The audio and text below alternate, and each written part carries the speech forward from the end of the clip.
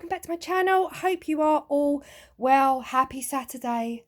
I've got a nice long weekend now and I'm so happy about it because I get to just craft and create all weekend.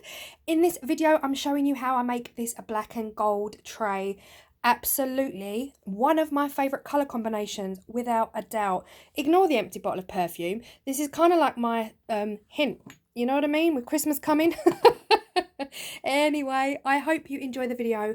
I am using lots of black with some gold glitter and some flakes and foil with gold handles and also a gold edge. This video is a bit of a chilled back relaxed vibe, bit of a Christmas aesthetic if you like. So yeah, put your feet up and enjoy.